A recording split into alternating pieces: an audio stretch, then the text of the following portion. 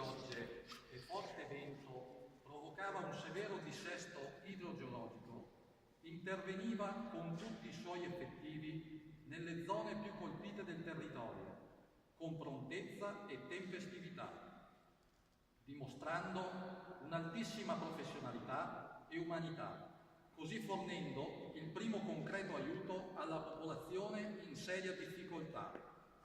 La costante e qualificata presenza sui luoghi dell'evento, garantita in condizioni di estremo disagio dovuto al completo isolamento e alla mancanza dei servizi essenziali per circa 48 ore, consentiva altresì alle altre componenti dei soccorsi di poter intervenire in condizioni di sicurezza.